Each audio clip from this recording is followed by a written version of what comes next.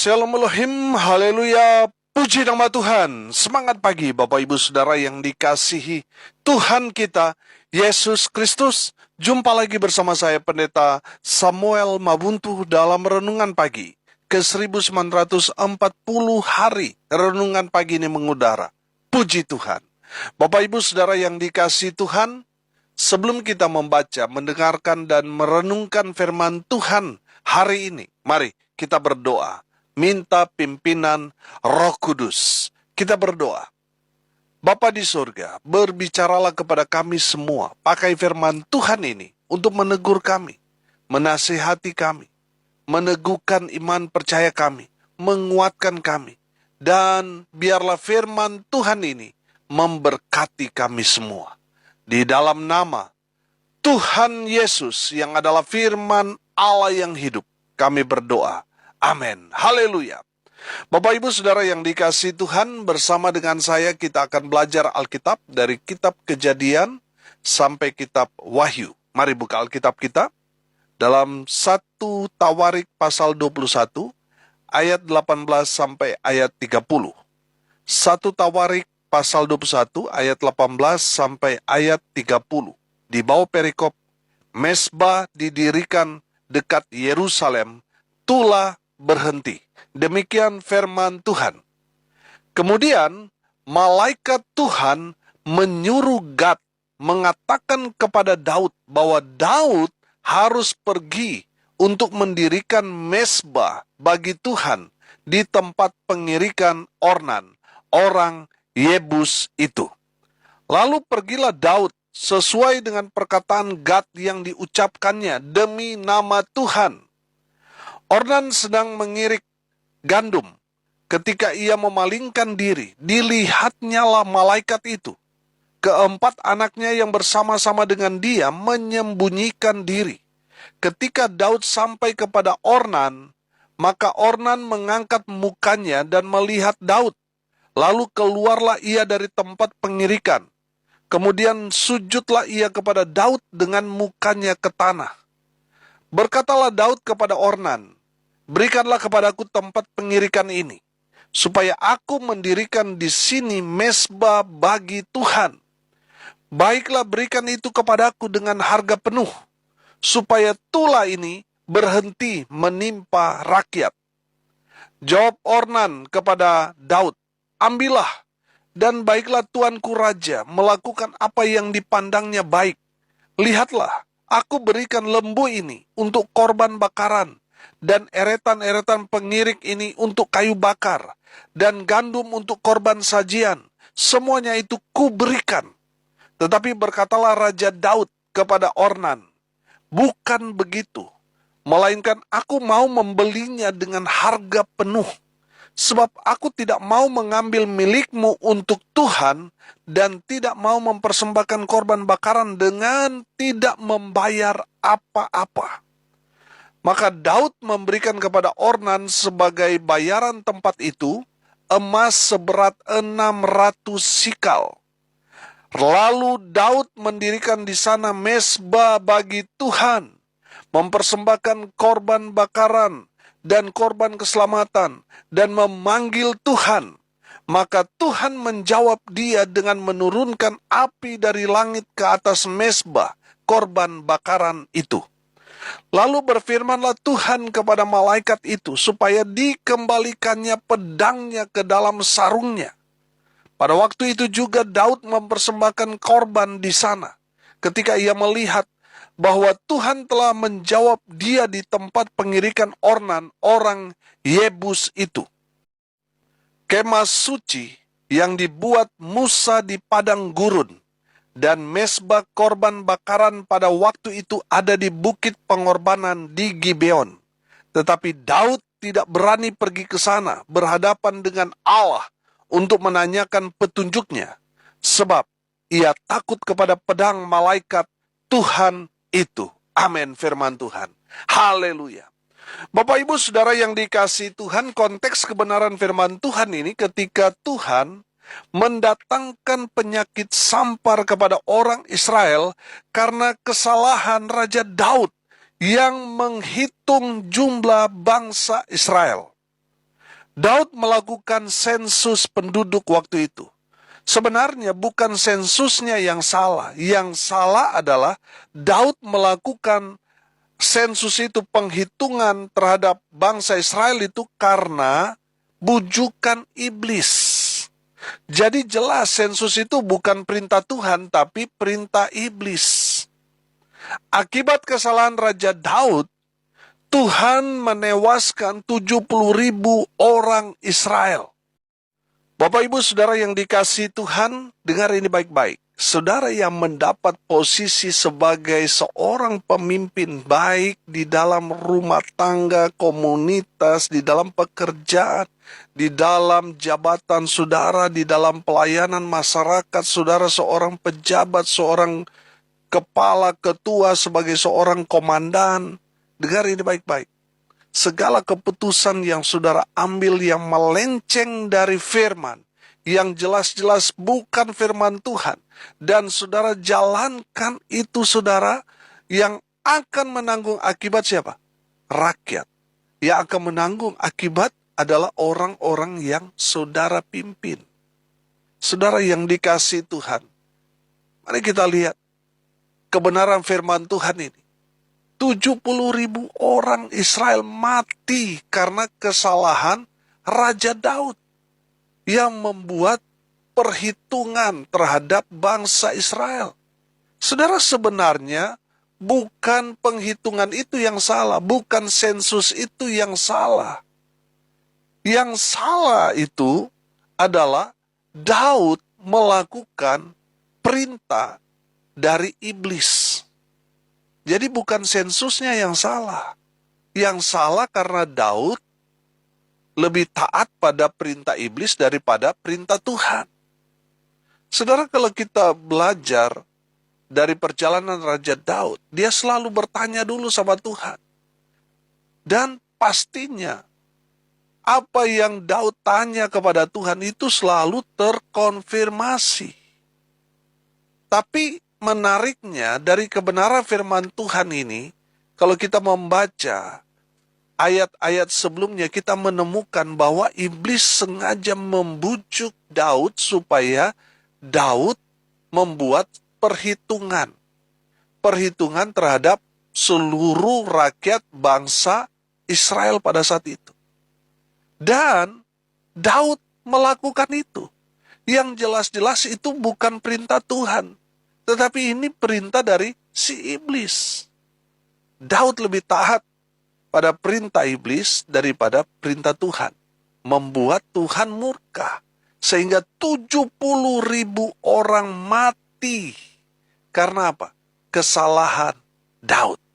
Saudara yang dikasihi Tuhan, sebagai seorang pemimpin, saudara harus berhati-hati mengambil satu keputusan. Saudara harus konfirmasi dulu sama Tuhan. Saudara yang dikasihi Tuhan, jangan mengorbankan orang yang tidak bersalah. Jangan mengorbankan orang yang saudara pimpin, rakyat yang saudara pimpin, dan sebagainya. Saudara harus konfirmasi dulu sama Tuhan, supaya saudara tidak salah jalan di dalam melangkah mengambil satu keputusan. Saudara perhatikan ayat 18. Kemudian malaikat Tuhan menyuruh Gad mengatakan kepada Daud bahwa Daud harus pergi untuk mendirikan mezbah bagi Tuhan di tempat pengirikan ornan orang Yebus itu. Saudara, Daud rupanya ketika dia melihat rakyatnya yang menjadi korban karena ulahnya, karena kesalahannya, Daud menyesal. Daud meminta kepada Tuhan supaya Tuhan menghukum Daud. Kita tahu bahwa Daud adalah satu-satunya orang di zaman itu, orang yang berkenan di mata Tuhan. Sehingga ketika Daud meminta ampun karena kesalahan yang dia lakukan di hadapan Tuhan, Tuhan akhirnya memberikan perintah kepada Gad, sang pelihat itu. Kalau bilang sang pelihat itu menandakan bahwa Gad ini seorang nabi yang bisa melihat, yang bisa menjadi perantara Tuhan dengan manusia, Sehingga God ini dipakai Tuhan untuk menyampaikan firman Tuhan kepada Raja Daud. Kalau bisa pakai bahasa saya, firman Tuhan ini mau katakan kepada God, supaya God sampaikan kepada Raja Daud. Firman Tuhan ini, tadi saya katakan, kalau mau pakai bahasa saya, bunyinya seperti ini. Katakan kepada Daud, supaya Daud membangun mezbah. Kalau Daud membangun mezbah, maka tula itu akan berhenti. Amin. Haleluya. Bapak Ibu Saudara yang dikasihi Tuhan, menarik dari kebenaran firman Tuhan ini untuk menghentikan murka Allah. Daud harus membangun mezbah. Amin. Bapak Ibu Saudara yang dikasihi Tuhan, mungkin saat ini saudara mengalami banyak sekali kejadian, peristiwa, hal-hal yang mendatangkan malapetaka, kemalangan, sakit penyakit. Saudara mengalami kebangkrutan, mengalami hal-hal yang tidak baik dalam kehidupan saudara. Sepertinya saudara kena tulah dari Tuhan. Saudara, dengar ini baik-baik. Kalau saudara mengalami hal-hal yang berat dalam kehidupan saudara, yang harus saudara lakukan, dengar ini baik-baik. Bangun mezbah. Amin. Bangun mezbah, saudara. Pertanyaannya, apa itu mezbah? Mezbah itu adalah sebuah tempat yang dijadikan tempat untuk mempersembahkan korban kepada Tuhan. Saudara, kalau kita belajar dalam konteks perjanjian lama, korban yang dipersembahkan, baik itu korban bakaran, korban keselamatan, korban penghapus dosa, dan lain sebagainya. Korban-korban seperti itulah yang menyenangkan hati Tuhan. Amin. Saudara yang dikasihi Tuhan, yang harus saudara lakukan saat ini adalah bangun mezbah. Saudara, kita tidak perlu membangun mezbah. Kalau kita lihat dalam perjanjian lama itu disusun dari batu-batu pilihan, saudara. Dan di tempatnya yang paling atas itu altar, tempat mempersembahkan korban. Amin. Saudara, firman Tuhan ini mau bicara kepada saudara dan saya, bangun mezbah. Kita nggak perlu mau susun batu itu. Di dalam rumah tangga saudara, di dalam komunitas, di dalam usaha pekerjaan saudara, terlebih lagi dalam pelayanan, harus bangun mezbah. Memang mungkin kita tidak membangun seperti yang dibangun oleh Daud pada konteks firman Tuhan ini. Mungkin yang kita bangun adalah mezbah rohani. Di saat kita beribadah, suami istri beribadah, saudara, memang mungkin itu bukan mezbah secara fisik yang kita bangun, tetapi secara rohani. Di saat suami istri, keluarga, komunitas, di dalam persekutuan gereja saudara, kita imani dan aminkan firman Tuhan yang berkata, di mana 2 atau 3 orang berkumpul di dalam nama Tuhan, Tuhan ada di tengah-tengah mereka. Amin. Haleluya. Bapak Ibu Saudara yang dikasihi Tuhan, ketika kita membangun mezbah di hadapan Tuhan, Tuhan senang dan Tuhan hadir di dalam ibadah kita itu. Amin. Saudara, bangun mezbah. Saudara, di tempat saudara berada, bangun mezbah. Sekali lagi, saya tidak menganjurkan saudara untuk membangun seperti mezbah, susunan batu-batu itu, lalu saudara membeli kambing domba lalu dibakar di situ, saudara. Kalau dalam konteks saat ini bukan lagi seperti itu. Tapi di saat kita beribadah, memuji, menyembah Tuhan, mendengarkan firman Tuhan, kita sedang membangun mezbah. Amin. Bangun mezbah dalam hidupmu. Bangun mezbah keluargamu. Bangun mezbah dalam persekutuan, dalam gereja. Bangun mezbah. Saudara yang dikasihi Tuhan, di atas mezbah itu harus ada korban. Bicara korban, saudara, berarti kita memang harus mengeluarkan dana, saudara, untuk membeli kambing domba. Kalau dalam konteks perjanjian lama ya seperti itu. Kalau saat ini, saudara, yang harus kita bawa adalah korban yang menyenangkan hati Tuhan. Apa itu? Waktu kita, tenaga kita, bahkan dana kita. Dan terlebih lagi, saudara, kita menyerahkan hidup kita menjadi persembahan yang hidup, yang berkenan di hadapan Tuhan. Amin. Itu yang harus kita bawa. Kita taruh di atas mezbah itu. Amin. Kalau kita bicara korban, saudara, kalau dalam konteks perjanjian lama kan kita harus beli kambing domba sesuai dengan status kita, kemampuan kita. Dan kalau kita memperhatikan, korban yang dipersembahkan itu, dia harus disembelih. Darahnya harus ditumpahkan, saudara. Saudara yang dikasih Tuhan, persembahan yang berkenan di hadapan Tuhan itu memang terkadang itu memang sampai keluar darah-darah, saudara. Artinya memang pengorbanan yang Tuhan inginkan kepada kita, yaitu korbankan waktu, tenaga kita, bahkan terkadang dana juga, uang juga harus kita korbankan, saudara. Kalau persembahan itu tidak mengeluarkan darah, saudara, itu nggak sah. Kalau kita belajar konteks persembahan itu kan darahnya harus ditumpahkan. Memang kadangkala di saat kita berkorban, saudara, wah itu memang betul-betul berdarah-darah, saudara. Karena pergumulan-pergumulan kita. Tapi percayalah, persembahan seperti itulah yang berkenan di hadapan Tuhan. Amin. Bapak Ibu Saudara yang dikasihi Tuhan, setelah korban itu ada di atas mezbah itu, tanda bahwa Tuhan menerima korban persembahan itu, tandanya api dari langit itu turun menyambar korban yang kita persembahkan. Amin.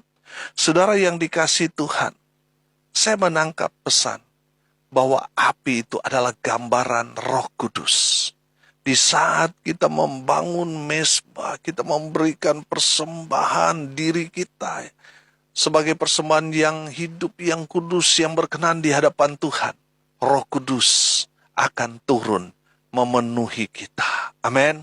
Bapak Ibu Saudara yang dikasihi Tuhan, bukti bahwa Tuhan hadir dan menerima korban kita, api dari langit akan turun menyambar korban yang kita persembahkan. Itu adalah bukti Tuhan menerima korban kita. Haleluya.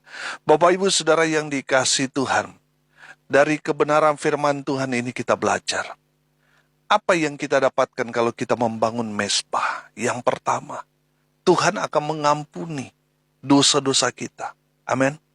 Saudara yang dikasihi Tuhan, ketika kita membangun mezbah, artinya kita membangun persekutuan, membangun keintiman, membangun kembali hubungan yang tadinya rusak dengan Tuhan, karena kita menjauh dan meninggalkan Tuhan, dan sekarang melalui masalah demi masalah yang Tuhan izinkan terjadi dalam hidup kita. Akhirnya kita datang kepada Tuhan, kita sadar, kita bertobat, dan kita menangkap isi hati Tuhan. Kita kemudian membangun mezbah. Saudara, sebesar apapun dosa saudara, sehitam sekelam apapun dosa-dosa kita, Tuhan akan ampuni kalau kita membangun mezbah. Amin. Coba saudara perhatikan, Daud. Dia sudah melakukan satu kesalahan fatal, tapi ketika dia membangun mezbah, Tuhan mengampuni dia. Saudara, kadang Tuhan izinkan kita mengalami banyak sekali persoalan pergumulan, supaya kita datang kepada Tuhan, membangun kembali hubungan yang tadinya renggang, saudara, dekat lagi. Amin. Yang Tuhan mau saudara bangun mezbah. Karena di saat sudah membangun mezbah, Tuhan mengampuni dosa-dosa saudara dan saya. Amin. Yang kedua, apa yang kita dapatkan kalau kita membangun mezbah? Tuhan akan memberkati kita. Amin. Tuhan akan memberkati kita ketika kita membangun mezbah. Sama seperti waktu dunia ini, saudara, dihantam dengan air bah, semua penduduk bumi pada saat itu mati tenggelam, saudara. Hanya satu keluarga yang diselamatkan, keluarga Nuh. Setelah air bah itu reda, apa yang dilakukan Nuh? Nuh membangun mezbah dan Tuhan memberkati keturunan Nuh. Amin. Saudara yang dikasihi Tuhan, ketika kita membangun mezbah, Tuhan akan memberkati kita. Sama seperti Daud kan, akhirnya Tuhan memberkati Daud dengan luar biasa. Karena dia menyadari kesalahan yang dia lakukan, dan dia kembali membangun hubungan dengan Tuhan, membangun mezbah kepada Tuhan, dan Tuhan memberkati dia. Apa yang kita dapatkan kalau kita membangun mezbah yang ketiga, yang terakhir?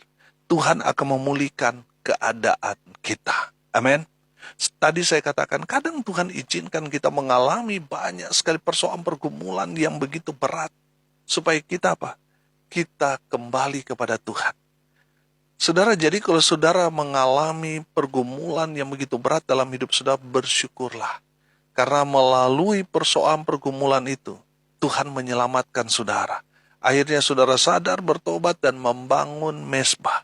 Di saat saudara membangun mezbah, Tuhan pasti memulihkan keadaan saudara, memulihkan rumah tangga saudara, memulihkan perekonomian saudara, memulihkan hubungan yang tadinya retak antar saudara, antar keluarga. Tuhan pasti akan pulihkan. Amin.